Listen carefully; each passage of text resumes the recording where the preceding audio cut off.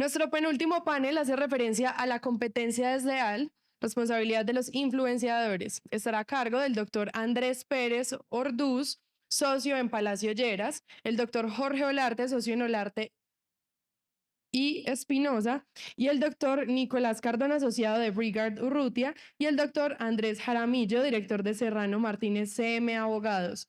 Modera el doctor Alejandro Ibarra, socio en Ibarra Rimón. Bienvenidos. Bueno, buenos días.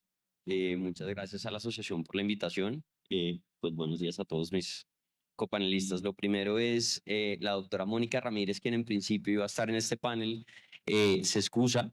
Entonces, pues seremos nada más nosotros 5. Nos toca el tema de la competencia desleal y los influencers. Y en ese sentido vale la pena introducir un poco el tema y ver cómo ha crecido exponencialmente la publicidad que realizan los influencers o que se hace ya no a través de medios de comunicación tradicionales. Solamente en Estados Unidos es un mercado de más de 20 billones de dólares. Y claramente se han hecho estudios en que demuestran que los impactos de la publicidad a través de medios no tradicionales y especialmente a través de influencers se ha vuelto mucho más efectiva que la publicidad a través de medios tradicionales. Para darles un ejemplo, en una encuesta del 2019 que se hizo también en Estados Unidos, el 70% de los encuestados reportó que confía más en los influencers que incluso en la opinión de sus amigos en la vida real. Y un 78% reportó también que confía más en la opinión de los influencers que en los anuncios de prensa tradicional. Del mismo modo, otro estudio en el Reino Unido en el que se midió la intensidad emocional y la recordación que generan los anuncios de los influenciadores, determinó que los anuncios de los influenciadores generan un 277% más de intensidad emocional en los usuarios y un 87% más de recordación en los consumidores. En ese sentido, es evidente que el efecto que generan estas figuras en los consumidores es una gran herramienta de marketing, pero también puede generarse casos de abuso. Pues tenemos casos famosos como el Festival Fire, el que fue publicitado por varias figuras internacionales y que terminó resultando en un fraude, o casos colombianos como las investigaciones que se han abierto a Jason Cosio y a Gina Calderón. Entonces, todo este marco ha generado tensiones tanto en materia de derecho al consumidor, materia de competencia desleal y sobre todo los derechos propios en el mercado y el derecho a la libre expresión de los influencers. En ese sentido, vale la pena empezar con los conceptos básicos que no son a veces tan claros, que han sido objeto de regulación en varias partes del mundo como en Perú o en España. Entonces, pues Nicolás, yo le preguntaría qué se entiende por influencer o quién es un influencer. Muchas gracias primero a la asociación, a Felipe, a la junta directiva y pues a los organizadores. Pues para responder quién es considerado influencer, si hay una regulación que lo determine, pues hay algunos instrumentos normativos que efectivamente nos dan luces de qué es un influencer, qué es considerado ser un influencer. Y básicamente pues es una persona que tiene una audiencia considerable en redes sociales, en plataformas digitales y que tiene la capacidad de influir en las decisiones de compra de sus seguidores, es decir, digamos, influir en las decisiones del consumidor, porque tiene, digamos, un elemento muy importante, tiene la confianza y genera una credibilidad entre sus seguidores. Y ese elemento de la confianza y la credibilidad pues es muy importante para determinar adicionalmente pues por qué es que los consumidores efectivamente pues se sienten influenciados y siguen las recomendaciones de los influencers. Y también digamos que para responder a la pregunta de qué es un influencer, habíamos planteado una pregunta de si se necesita, por ejemplo, un número determinado de seguidores para ser considerado influencer. Pues yo, digamos, haciendo una revisión muy general e incluso hablando con influencers, pues me explicaban que precisamente por ese elemento de confianza y credibilidad, no es necesario un número específico de seguidores. Y efectivamente existen unos criterios más o menos estandarizados de qué es un nano influencer, que es una persona que tiene que tiene menos de 10.000 seguidores, un micro influencer, que es una persona que tiene entre 10.000 y 100.000 seguidores, un macro influencer que tiene entre 100.000 y 1 millón de seguidores, y un mega influencer que tiene más de 1 millón de seguidores. Pero nuevamente, hablando con algunos influencers, me explicaban que no se necesita tener un número determinado de seguidores para ser considerado influencer, porque en muchos casos, incluso muchas marcas prefieren a esos nano y a esos micro influenciadores porque tienen mucha más confianza y mucha más credibilidad de sus seguidores. Hablaba también con influencers de 4 o 5 millones de seguidores y me decían, yo, por ejemplo, tengo 4 millones de seguidores, pero de los 4 millones de seguidores no tengo la capacidad de influenciar a 4 millones de seguidores. Mientras que tal vez un influencer que tiene 2.000 o 4.000 seguidores tiene una red mucho más cerrada, de mucha más confianza, y es posible que a esos 4.000 seguidores sí los pueda influenciar. Entonces, ese concepto nuevamente de la confianza y la credibilidad es muy importante para determinar qué es un influencer.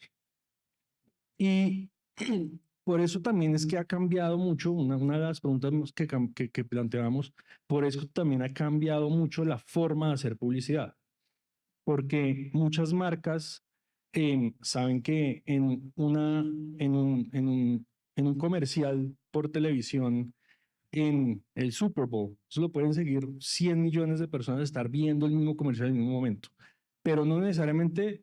Obviamente también depende de la marca. Hay marcas pues, que quieren un impacto masivo, una marca de cervezas, una marca que quiere un impacto masivo, pero hay marcas que buscan un nicho mucho más especializado, que buscan influencers más especializados, un influencer en fitness, un influencer en nutrición, un influencer en ese tipo de cosas, y les resulta más rentable, número uno, y les resulta también más efectivo hacer publicidad a través de influencers que hacer publicidad a través de, digamos, grandes campañas publicitarias.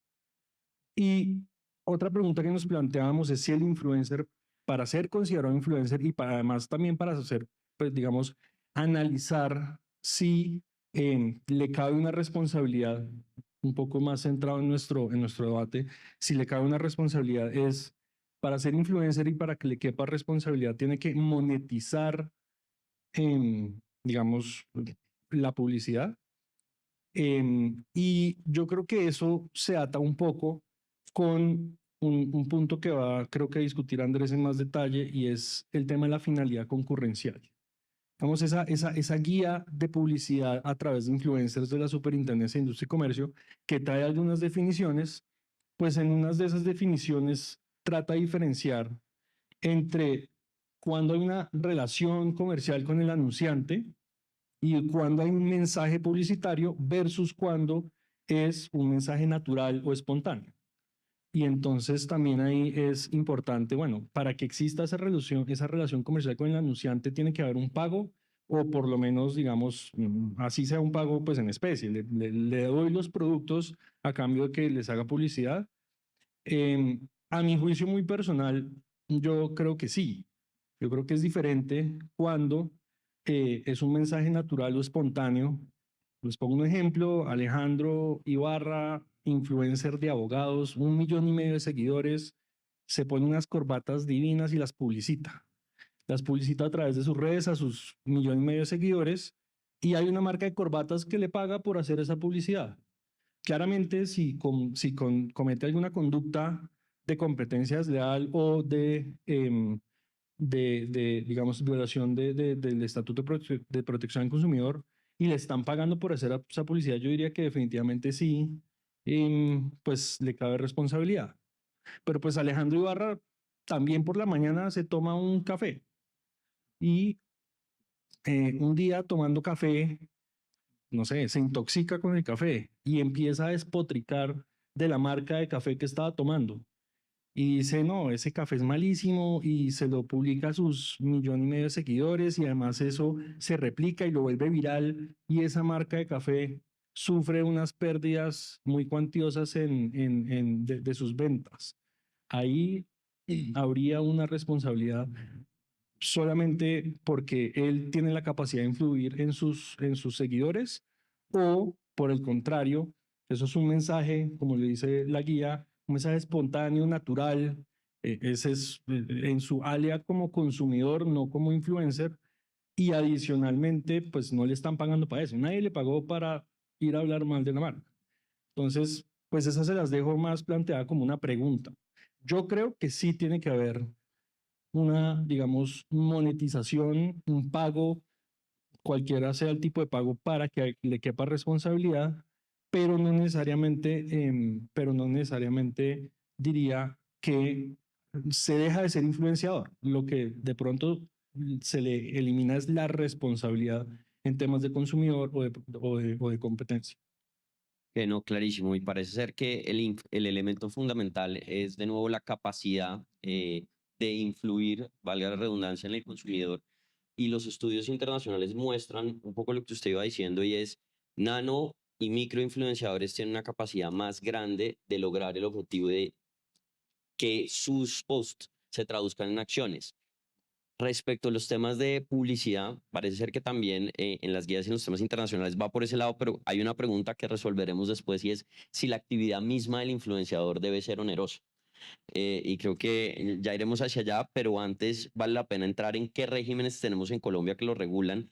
Y ahí me gustaría preguntarle a Jorge cómo se ha visto regulado la actividad del influenciador en materia de protección al consumidor y si le aplica la responsabilidad de un medio de comunicación o de un anunciante. ¿Cómo lo ve? Bueno, muchas gracias, Alejandro. Buen día para todos. Muchas gracias a la asociación por la invitación. Muchas gracias a Felipe particularmente por permitirme estar en este panel.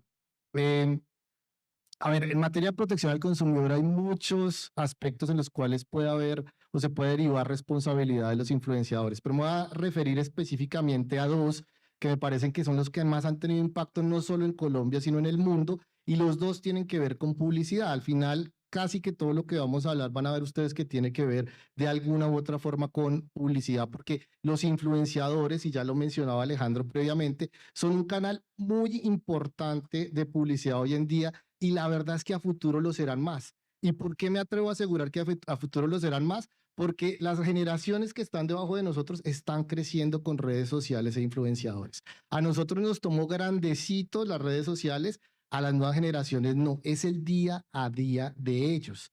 Usted le pregunta a alguien abajo de nosotros redes sociales y le sacarán redes sociales que ni se nos ocurren a ninguno de nosotros. No sabemos que existen y no deberíamos saber porque ellos no quieren que sepamos. Entonces, el canal de los influenciadores es un canal muy importante. Yo preparando esta charla me encontré una cifra que además complementa un poco la que traía Alejandro, una cifra de un estudio de Nielsen de hace unos años que señalaba que la publicidad generada a través de influenciadores impacta 60% más que la publicidad tradicional. ¿Por qué? Nicolás mencionaba que los influenciadores generan un tema de confianza y de credibilidad entre algunos de sus seguidores. Y hay otro aspecto que es bien interesante, que yo no lo tenía claro y ya preparando esta charla lo identifiqué, y es que también hay una conexión emocional entre los influenciadores y algunos de sus seguidores. No es solo confianza, no es solo credibilidad, sino que hay un componente emocional que vincula seguidores, no a todos por supuesto, con los influenciadores. Entonces, esta primera parte para señalar que la publicidad, por supuesto, es un canal muy importante, es el hoy y es el futuro en esta materia. Ahora, Y si me permite, y le interrumpo, las encuestas han dicho que incluso los usuarios consideran a los influenciadores sus amigos.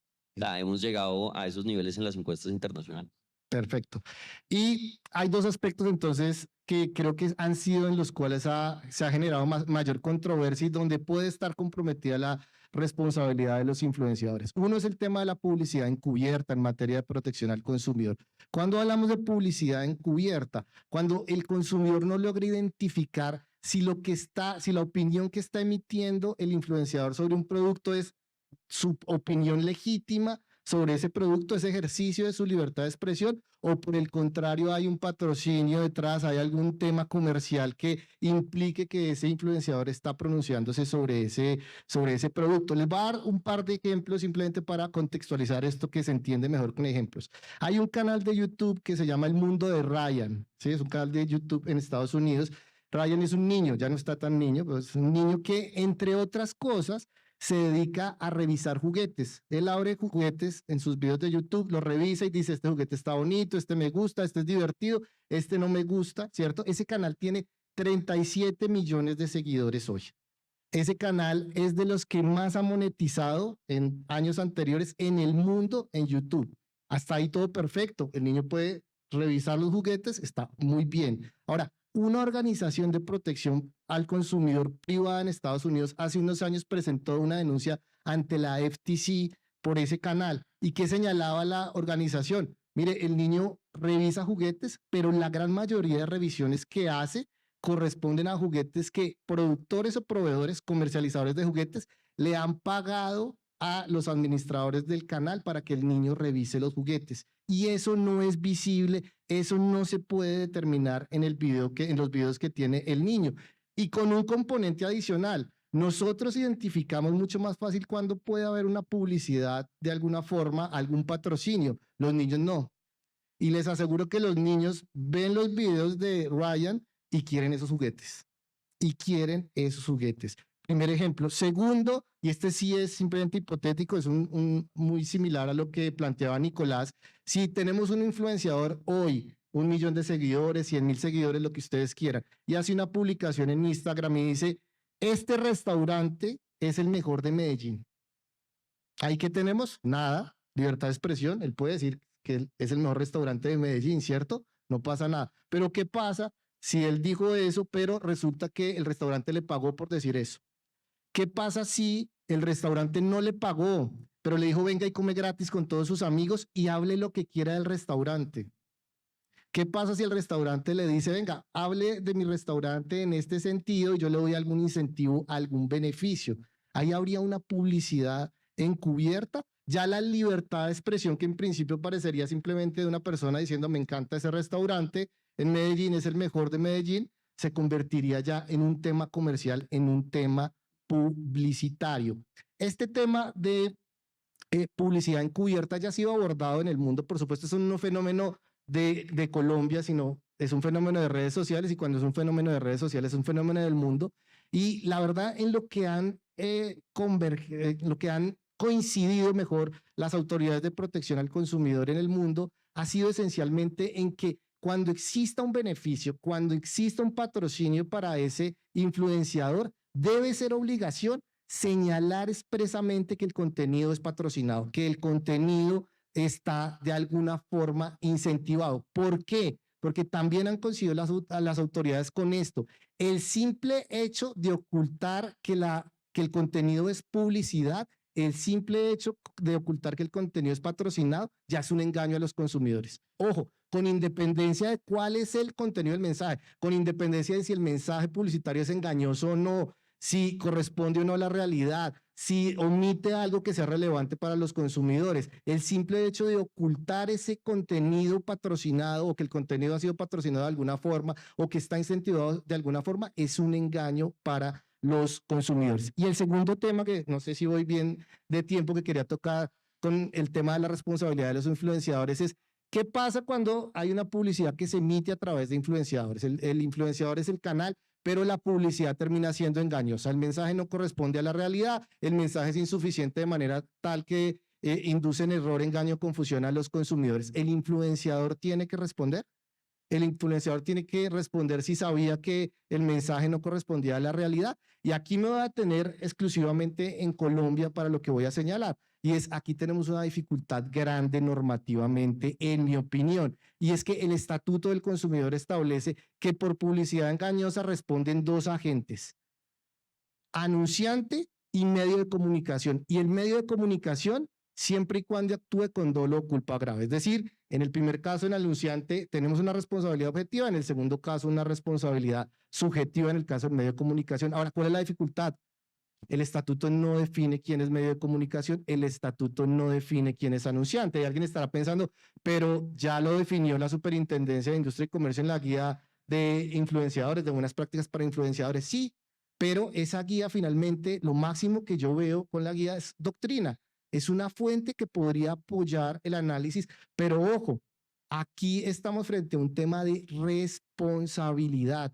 La ley debería definir expresamente quién es anunciante, quién es medio de comunicación, así como define quién es consumidor, quién es productor o proveedor, y allí se desata la relación de consumo, pues ya viene siendo necesario que esa definición de anunciante y medio de comunicación esté expresamente consagrada en la ley. ¿Por qué? En la emisión de una publicidad pueden participar muchas personas.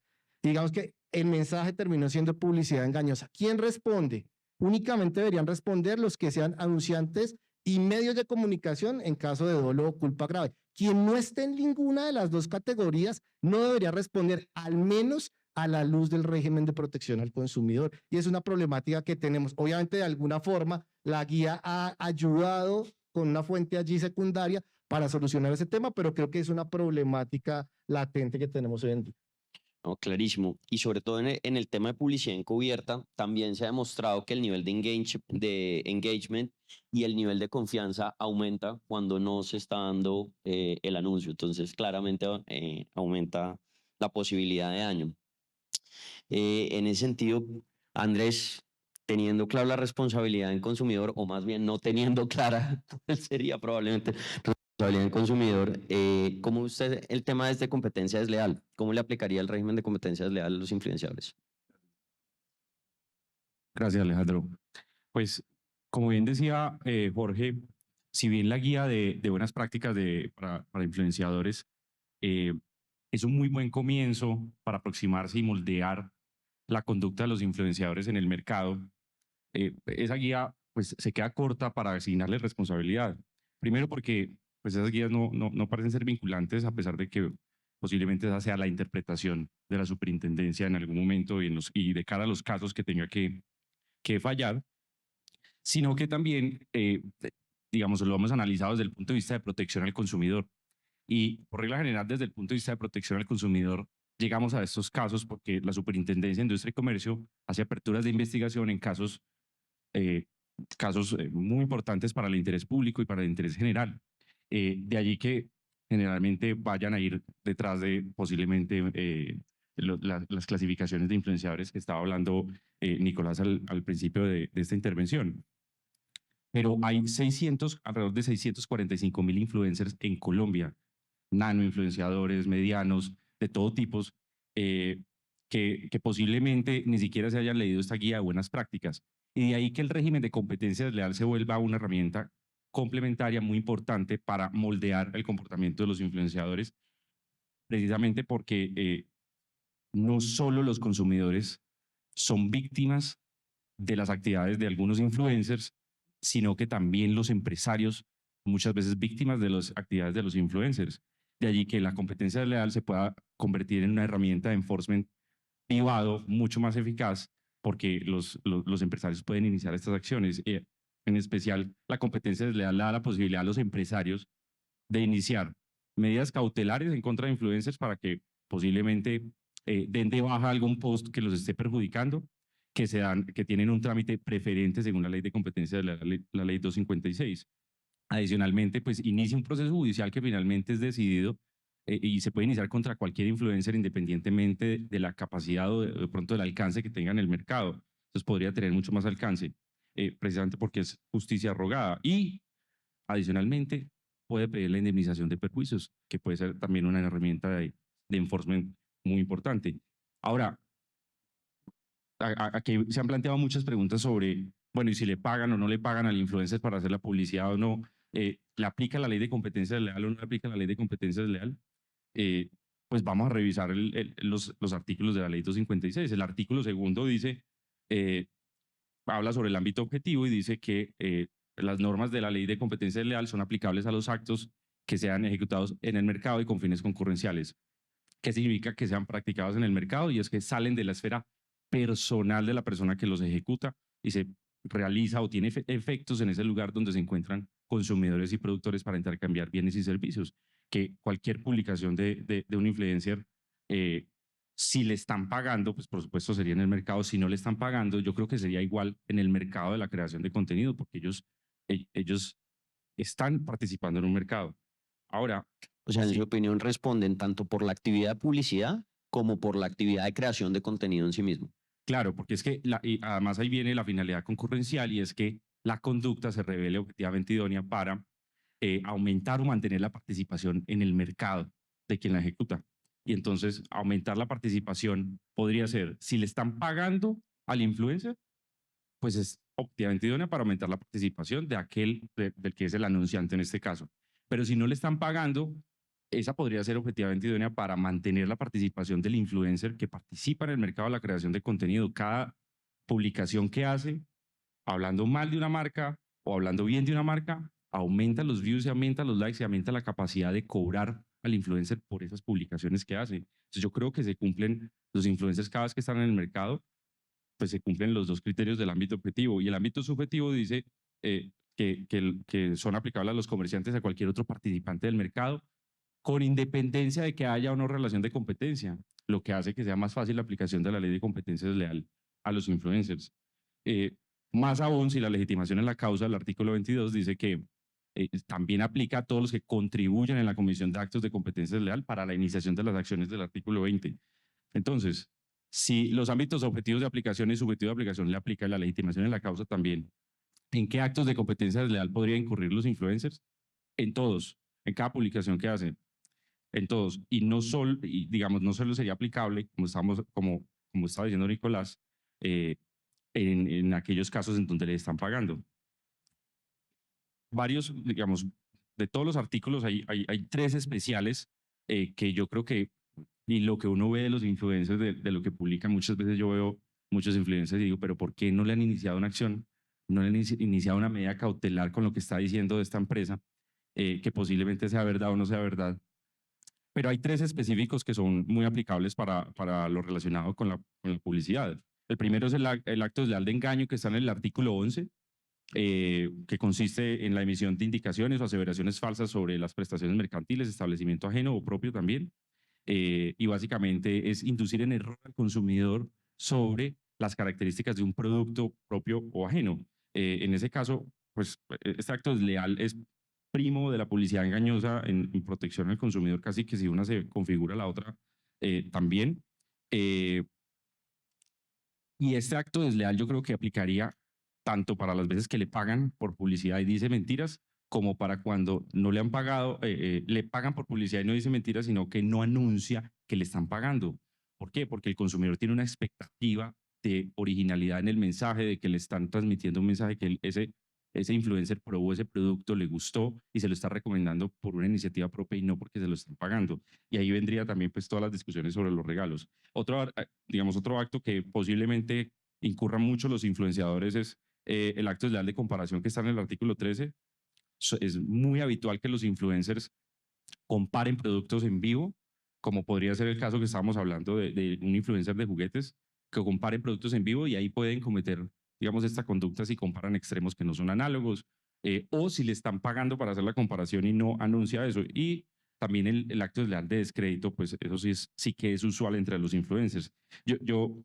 Para ánimos de discusión, pues yo tengo como resumidos 3 casos que me parecen como, no casos de la vida real, sino casos al que se enfrentan los empresarios usualmente. Primero, si le pagan al influencer y dice mentiras en el anuncio, dice alguna mentira sobre las características de los productos. En ese caso, pues el anunciante, pues es claro que es responsable porque le pagó al influencer y la publicidad venía con un mensaje que es engañoso. Ahí la discusión ¿es responsable el influencer de haber verificado si la información que le entregaron era verdad o no era verdad? Entonces, protección al consumidor dice que como es un medio y la guía de buenas prácticas dice que el influencer cuando anuncia que le pagaron es solo un medio y responde por dolo culpa grave. Pero en competencia desleal, el criterio de conducta es la buena fe en el mercado, que es distinto y podría incluir, pues, digamos, todo tipo de culpa. Debería verificar constantemente el influencer que el contenido de las publicaciones que está haciendo son reales o no son reales, o puede excusarse simplemente en el hecho de que me pagaron, yo anuncié que, digamos, esto era publicidad y pues yo no tengo nada que ver con la publicación que hice. Digamos, el caso que ya está como muy regulado en el mundo es el qué pasa si le pagan al influencer y no dice que le pagaron, pues ahí podría haber publicidad engañosa y se aplican como los ámbitos objetivos y subjetivos de aplicación. Y el caso que estábamos hablando, qué pasa si un influencer naturalmente se levanta un día, iba a coger un vuelo, peleó con la aerolínea y empieza a hablar toda la mañana mal de la aerolínea y se vuelve tendencia a nivel nacional. Y nadie le pagó por hacer eso. Ahí aplicarían los ámbitos objetivos, subjetivos de aplicación, como les estaba explicando ahora. Y yo creo que podría haber descrédito si es que la información que está dando en sus publicaciones no es verdadera y no corresponde con la realidad o está omitiendo algo. Hay un caso, digamos, es un poquito viejo, desde hace como 10 años, donde no había actividad tan importante de influencers en Colombia, y es el caso de Centro Policlínico del Olaya, que es un caso donde un centro médico demanda a un médico que terminó su relación contractual con la institución, terminó mal y se fue a un grupo de Facebook a decir su experiencia con ese centro médico y a decir que no contrataran con ese centro médico. Digamos, estaba como muy bravo por toda su salida de la institución. Entonces lo demanda por competencia desleal por el acto desleal de descrédito, y en esa época salió una sentencia sin pensar mucho en la actividad de influencer, sino simplemente el caso particular del médico. Y dice la sentencia que se cumplen los ámbitos objetivos y subjetivos de aplicación, porque fue en el mercado, dice esa sentencia, que es en el mercado porque se presume que cuando una conducta le causa daño a una empresa, es una conducta que se realizó en el mercado y tiene fines concurrenciales porque aumenta o mantiene la participación de otras empresas. Y al final lo que dice esa sentencia es que no condena por descrédito porque era información que estaba dando ese médico a título informativo para su comunidad médica, y eso está cobijado por la libre expresión, cosa que yo creo que es muy debatible. Con eso con eso yo cierro mi territorio. Bueno, pues con eso pasamos a su tocayo y le preguntaría ¿usted cómo ha visto que se ha regulado esto en el ámbito internacional, Andrés? Gracias, Alejandro. Y no voy a dejar pasar la oportunidad para agradecer a la asociación por la invitación. Es un gran honor y también felicitarlos por la organización, que ha estado excelente. Para entrar en materia, yo quería retomar un poco lo que han dicho mis compañeros de panel, y es que desde el surgimiento de la publicidad a través de influencers, la gran problemática que se ha identificado es precisamente lo que ellos estaban diciendo, esa figura que se llama la publicidad encubierta, aquella figura a través de la cual se engaña al consumidor, tratando de demostrarle que alguna opinión que hace un influencer es algo genuino, es una cosa muy personal, cuando en realidad ha sido pagada o patrocinada por alguna marca. Esa ha sido la gran problemática que ha existido desde el surgimiento de los influencers, y ha tratado de ser regulada precisamente internacionalmente a través de varios medios. Pero antes de entrar a contarles cómo está siendo regulada y desde hace cuánto, yo creo que es muy importante conocer por qué es necesario y han sido necesarias esas regulaciones por parte de autoridades de competencia, autoridades de consumidor, por parte de legislaciones que proscriben actos de competencia desleal.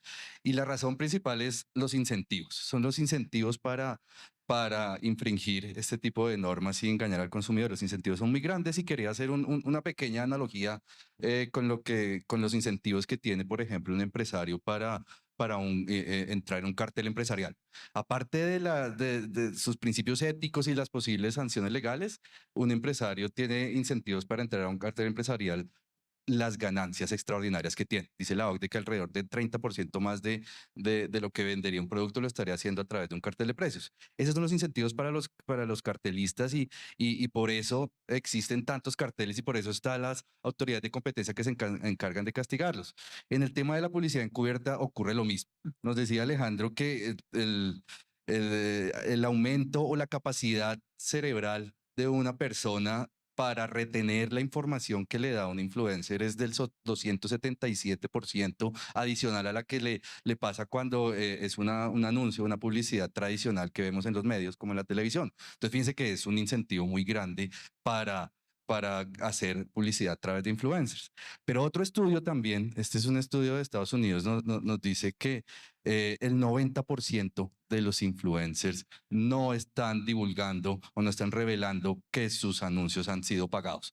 Eso lo hizo un estudio reciente en el que tomaron los 50 influencers más importantes de Estados Unidos y durante un mes revisaron todas sus publicaciones y el estudio arrojó precisamente eso, que solo el 10% estaban revelando y que había sido pagada esa publicidad y eso claramente es un engaño para los consumidores.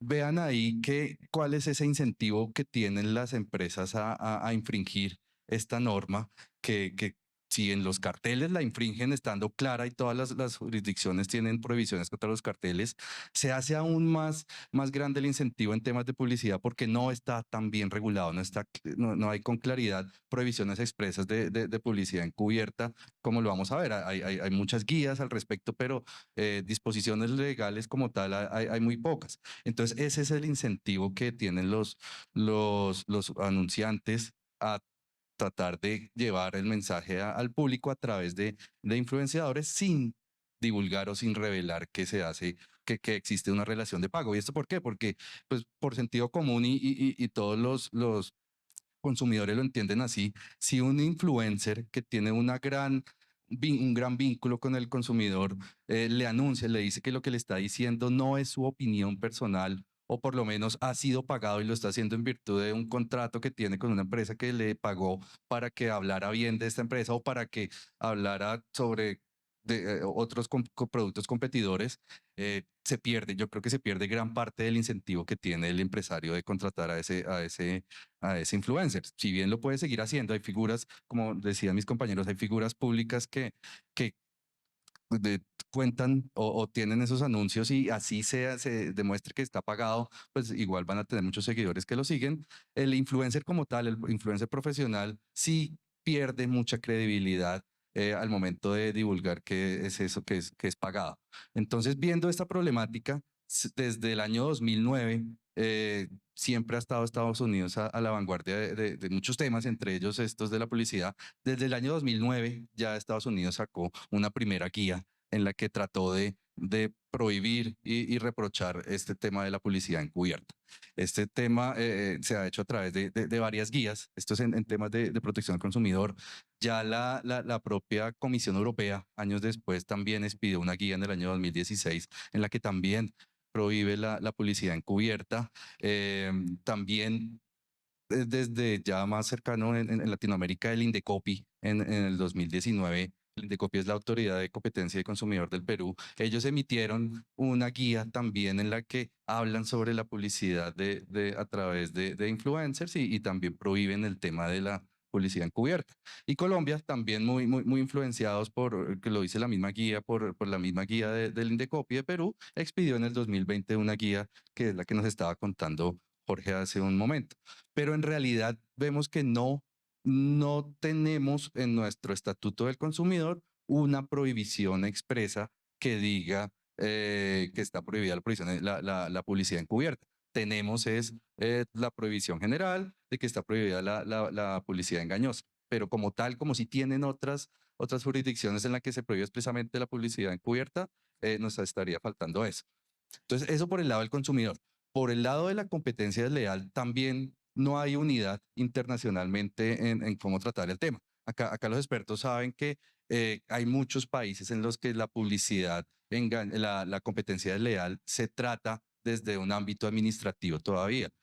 Por ejemplo, en el Perú, la ley de competencia desleal lo que habla es de infracciones a las leyes de competencia desleal que van a ser sancionadas por la autoridad de competencia. Se trata de actuaciones administrativas. Hay otros países como Colombia que también tenemos leyes en las que en el ámbito del derecho civil se ventilan procesos y conflictos en temas de competencia desleal que van a ser dirimidos por un juez, no por una autoridad administrativa. De hecho, la gran cantidad de países tienen estas disposiciones de competencia desleal. Algunas las tienen en su propio Código Civil, algunas que tienen leyes específicas de competencia desleal y en ellas aquí quería llamar la atención que hay algunas en las que existen actos de competencia desleal relacionados con la publicidad encubierta. Y ese es un avance que a mi parecer debería tener nuestra legislación, nuestra ley 256, porque pues todos sabemos que desde el año 96 ya han pasado muchos años y se han quedado atrás y hay normas que es necesario tratar de actualizarlas en ese sentido. Por ejemplo, las normas del Indecopi, las normas de Perú, tratan en las leyes de competencia desleal el tema de la publicidad encubierta. Lo mismo pasa en España. En España también existe un artículo expreso que prohíbe que a través de redes sociales los influencers o los creadores de contenido divulguen o anuncien o tengan publicidad y no revelen que eso ha sido pagado por un anunciante.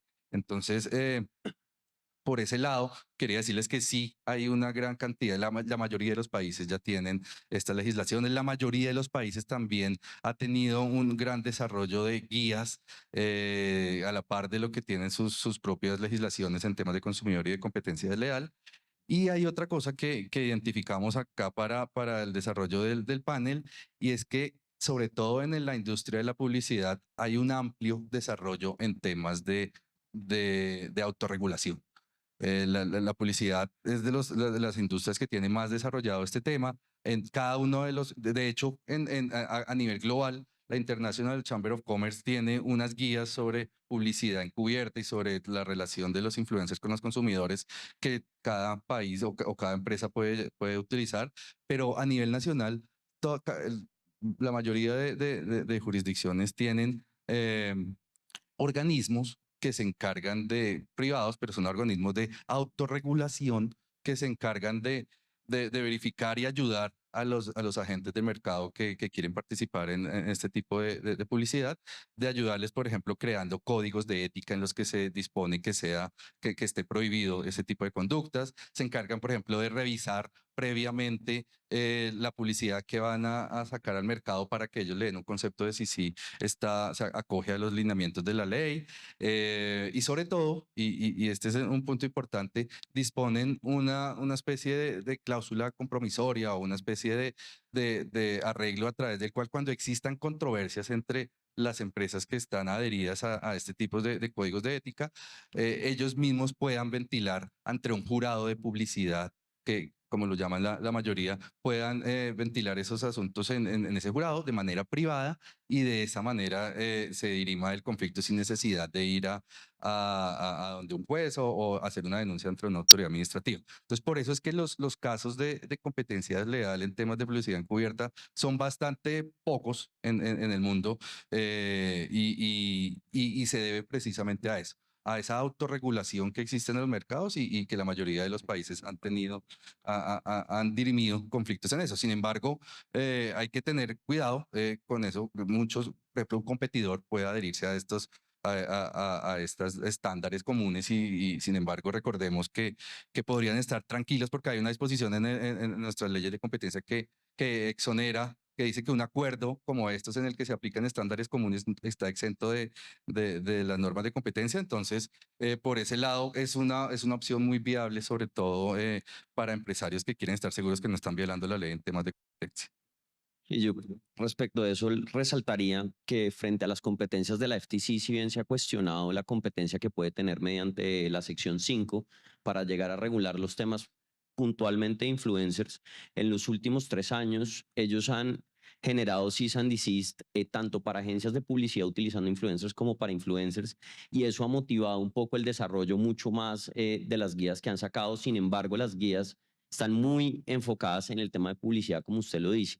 A mí me gustaría resaltar mucho la guía de Indecopi, que me parece muy útil, que a partir de esa actividad del Indecopi en materia administrativa de competencia desleal, en el que creo que es uno de los organismos más prolíferos, al menos en investigar directamente influencers, saca una guía en el que habla de la responsabilidad en materia de propiedad intelectual, materia de consumidor, materia de competencia desleal para los influencers y recomendaciones tanto para las empresas como para los influencers de cómo deben hacerlo. y eso se ha traducido en investigaciones y en sanciones directamente. Entonces, digamos, creo que el Indecopi es un buen ejemplo de cómo hacerlo. Obviamente tenemos diferencias con el régimen, pero es muy interesante la experiencia que han tenido. Ahora, volviendo acá a este lado, yo creo que desde el punto de vista de competencia desleal vale la pena plantearse respecto a la legitimación en la causa por pasiva, cuando tenemos un influencer que es persona natural o tenemos una empresa, cambia la responsabilidad, no cambia la responsabilidad en materia de competencia desleal, y pues teniendo el privilegio de tener un exdelegado de, jurisdiccional, pues no podemos Eh, perdernos la oportunidad de hacer la pregunta. Esta pregunta no la habíamos acordado, pero él sabía que me la iba a hacer. Yo creo que no hay realmente ninguna diferenciación allí. Eh, Hay un caso muy interesante que se decidió por vía de investigación administrativa recientemente en la Superintendencia de Industria y Comercio, que es el de el influenciador Jefferson Cosio, que muchos de ustedes lo habrán conocido. Es administrativo, pero a partir de allí voy a responder la pregunta de Alejandro. La investigación en realidad no se adelantó contra él, era un tema de un curso en el que se prometían unos beneficios económicos en cuanto a aprender a gestionar las redes sociales y allí generar dinero. El influenciador era él, Jefferson Cosio, pero realmente quien ofrecía el curso y quien gestionaba el curso era una sociedad, no me acuerdo cómo se llamaba, era Cosio algo SAS, y la investigación se adelantó toda, la adelantó la superintendencia contra la persona jurídica y terminó sancionando a la persona jurídica por publicidad engañosa. Eso para señalar lo siguiente, aquí no necesariamente el influenciador es el único que va a ser responsable en cuanto a los mensajes que va a emitir. El canal no el canal siempre va a ser el influenciador mejor, pero detrás del influenciador puede haber una persona natural o jurídica. Ahora, en competencia leal hay una norma muy interesante que es la que establece la legitimación por pasiva, que no recuerdo quién la mencionó previamente, y esa norma es supremamente amplia y como dice un gran amigo mío, ahí cabe un transmilenio de lado. ¿Por qué? Ahí dice cualquier persona que colabore, preste no me acuerdo la palabra en ese momento, pero una colaboración en cuanto al acto de competencia desleal, también está legitimado por pasiva. No necesariamente ese colaborador del acto de competencia desleal tendrá que superar el ámbito objetivo subjetivo, pero sí necesariamente el principal, digamos, imputado en los casos de competencia desleal, el colaborador no necesariamente. Y esa legitimación por pasiva, así como está planteada allí, pues da lugar a que cualquier persona que, insisto, entre en una colaboración para que se materialice el acto de competencia desleal, no importa si es una persona natural, no importa si es una persona jurídica, pues estará involucrado obviamente en el acto de competencia desleal desde el ámbito pasivo y desde el ámbito de la acción por competencia desleal. Yo creo que sería eso, Alejandro. No, pues clarísimo, pero y en ese punto otra vez diferenciando entre persona jurídica y natural, las tensiones entre el derecho de expresión y la responsabilidad, Nicolás, ¿cómo la ve en el agente cuando crea contenido o cuando está haciendo nada más publicidad? ¿Hasta qué punto uno puede decir es derecho de expresión o efectivamente debe entrar una responsabilidad y debe ser sancionado o es sujeto pasivo de courte blanche? Pues yo diría que ahí el punto esencial es sin duda la finalidad concurrencial, porque si efectivamente es un anuncio pagado y el influenciador exclusivamente participa como un medio de comunicación, pues digamos ahí es un lado de la balanza que creo que no tiene mucha discusión. Pero si estamos en el ámbito del influenciador que tiene millones de seguidores y es capaz de influenciar e incluso en cualquiera de los ejemplos que ya pusimos, pero afectar una marca de manera sustancial, hablando mal de ella, no porque le estén pagando, no porque esté de ninguna manera haciendo un anuncio publicitario, pues no se puede cercenar tampoco la libre expresión.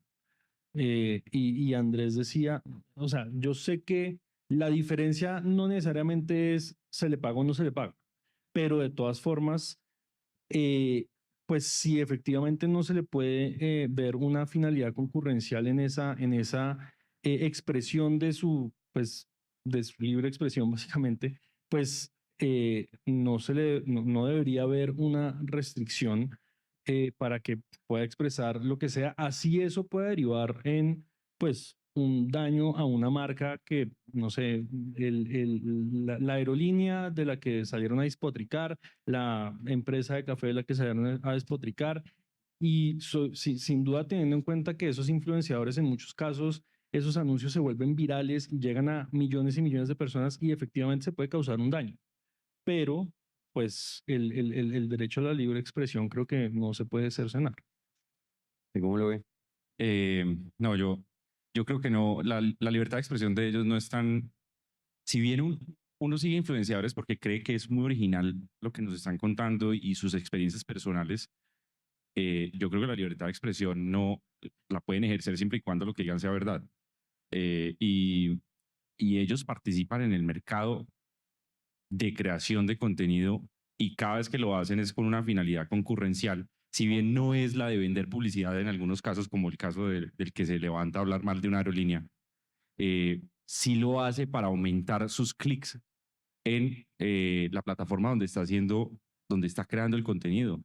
Y cada vez que hace una publicación, aumenta su alcance a nivel nacional, bueno, y a nivel internacional. Y eso implica que eso hace parte del producto que ofrece. Entonces, están sujetos a las normas de competencia desleal y no pueden simplemente, escudados en la libre expresión, hablar, digamos, mal de cualquier empresa. Ese caso que les contaba del médico, yo creo que es muy discutible precisamente porque no sé si el médico estaba en realidad, tenía finalidad concurrencial en ese caso, más allá de la libre expresión. Y yo creo que uno siempre tiene que analizar estos casos si dijo la verdad o no dijo la verdad. Porque si dijo la verdad hay una excepción veritatis. Ah, pero usted ahí se refiere a si dijo la verdad o no, esos son hechos, pero frente a expresiones subjetivas, frente a me gusta, no me gusta, frente a este es el café más horroroso que me he tomado en la vida o estos tenis no sirven, y es una expresión y es, o sea, no está paga, es literalmente una actividad experiencial de la persona, incurre o no, o no. Claro, pero fíjese que es que todas las conductas de descrédito son expresiones subjetivas. Cuando usted dice ese café es horroroso, Claro, eso siempre es una expresión subjetiva que desacredita la prestación del otro. Y usted también puede, con expresiones objetivas, desacreditar la actividad de otro. clarísimo, pero entonces, ¿hasta qué punto un influencer podría llegar a hacer estas expresiones? O sea, ser auténtico, ser lo que es, porque eso es lo que es el influencer, y al mismo tiempo no incurrir en actos de descrédito. Yo sé que la línea es gris, pero creo que ahí es... Sí, pero yo creo que ahí hay de pronto eso es una buena línea. Si son expresiones o afirmaciones objetivas, pues la libertad de expresión pues no los cobijaría en cuanto a que no pueden decir mentiras. Lo que pasa es que si son subjetivas, precisamente para eso lo buscan, para que dé su opinión subjetiva sobre el producto, pero muy difícil en ese caso. De acuerdo. Andrés, ¿qué recomendaciones le daría a los influencers y a las empresas para evitar responsabilidad de aquí en adelante en su actividad publicitaria?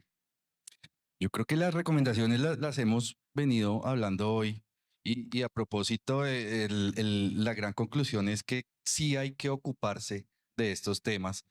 Yo he tratado de ser un gran seguidor de la parte preventiva en temas de competencia leal, en temas de consumidor y competencia y lo mejor es estar preparados y sobre todo ocuparse y ser conscientes de que pueden existir infracciones, pueden decir sanciones, pueden existir condenas judiciales ante todos estos temas y lo mejor es estar preparado, un programa de cumplimiento que abarque todos estos temas es lo ideal, que el empresario controle lo que está haciendo su influencer, que tenga un medido en sus contratos internos de qué tanto puede decir, de manera que si el influencer llega a excederse, por ejemplo, no esté delimitado que no es responsabilidad de la empresa que lo contrató.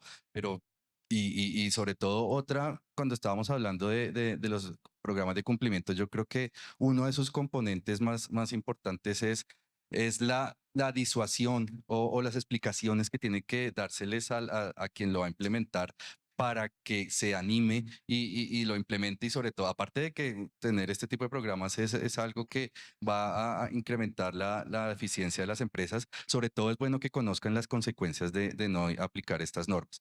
Entonces, ya vimos todas las consecuencias que puede haber desde el punto de vista administrativo en temas de consumidor, desde el punto de vista judicial, pero sí también tiene unas consecuencias que con el surgimiento de este sentido podría haber sanciones desde la parte de competencia. Por ejemplo, recordaba, hay un artículo que está un poco olvidado en nuestro decreto 2153, que no se usa mucho, pero ahora con el surgimiento de este tipo de conductas de publicidad encubierta, ese sería un momento perfecto para volver a utilizarlo, y es un artículo que, si ustedes recuerdan, es el artículo 48 en el que habla del decreto 2153, en el que hablan de actos que se consideran anticompetitivos, y uno de esos numerales es actos, se considera anticompetitivo cualquier acto que infrinja las normas sobre publicidad engañosa. Entonces sería un excelente momento para volver a reactivar estos actos anticompetitivos que no se han usado. El último, como les decía, es de 2013, y de hecho esa resolución es bien interesante porque marca una posición de lo que se entiende cuando ese acto de publicidad engañosa podría afectar la libre competencia, y nos decía esa resolución, que no tenemos tiempo para contarla, pero lo que básicamente dice es si se puede medir el impacto, si afecta, además de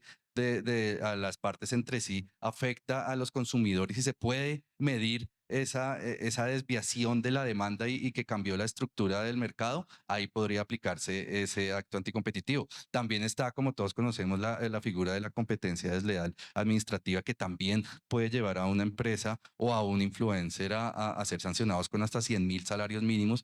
Entonces, fíjense que sí es un componente disuasorio para que se ocupen de estos temas, y yo creo que esa sería la gran recomendación que haríamos ahora, estar conscientes de las consecuencias muy grandes que podría tener infringir estas normas: multas en consumidor, condenas judiciales, multas de competencia hasta por 100.000 salarios mínimos. Completamente de acuerdo, y creo que lo que le añadiría es, desde el punto de vista de la empresa, intentar proveer los scripts a los influencers de tal manera que puedan ver qué es lo que van a decir, o planearlo de manera, el guión, de tal forma que se limite la responsabilidad. Y desde el lado del influencer, si bien no es claro, como veíamos, hasta qué punto entra a responder, porque la figura no está clara, si es medio, si es anunciante, intentar hacer alguna labor de verificación para revisar que efectivamente lo que están anunciando pues corresponda con la realidad, y podamos ver que hay una buena fe en la actividad. En ese sentido, no sé si alguno tiene algún comentario final. Sí, sí, ahí está. Hay una recomendación también que creo que es bien importante, y es, hay dos instrumentos muy relevantes. Uno, la guía de la Superintendencia de Industria y Comercio, y el otro, la guía de la ANDA. Las dos coinciden en lo mismo, digamos, con algunas particularidades, pero coinciden en lo mismo.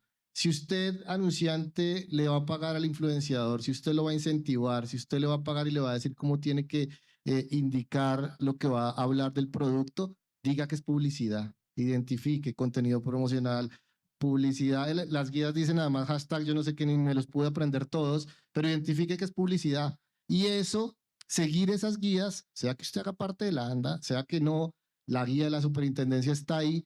Esas guías, seguir las guías, lo acerca lo más posible a lo que yo denominaría un puerto seguro, o lo más cercano a un puerto seguro.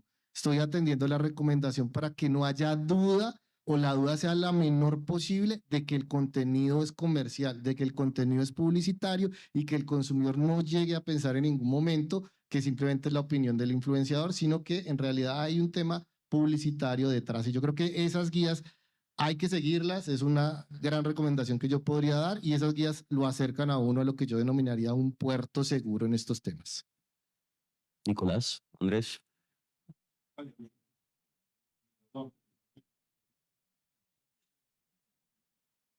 No, de pronto añadiría que es muy común que a las empresas les dé miedo, después de ser víctimas de pronto de un bullying de un influenciador, emprender alguna acción en contra de ellos, porque puede que repercuta más en más publicaciones y más.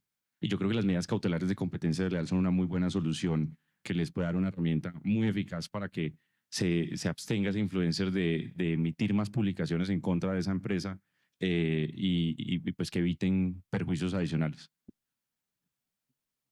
Yo una pequeña, y aprovechando que está la autoridad acá también, no descartaría promover reformas legales que, como les estaba contando al principio, ya es hora de que actualicemos, por ejemplo, la ley de competencia desleal. Nuestro Estatuto del Consumidor no tiene una prohibición expresa de publicidad encubierta, entonces sí podría ser un llamado a que podríamos actualizar estas normas porque esto, como decían mis compañeros, es algo muy actual, pero es algo que incluso se va a incrementar con el paso del tiempo. Yo creo que vimos que la publicidad a través de influencer va a ser el objetivo principal de las empresas porque es mucho más eficiente, llega directamente al consumidor y las empresas van a estar muy motivadas a hacer esto, incluso privilegiándolo ante propagandas de televisión, que ya nadie ve la televisión, las propagandas de la televisión, sino que todo el mundo ve plataformas y la publicidad les llega es a través de redes sociales. Bueno, con eso cerramos. Muchas gracias. Muchas gracias a los panelistas.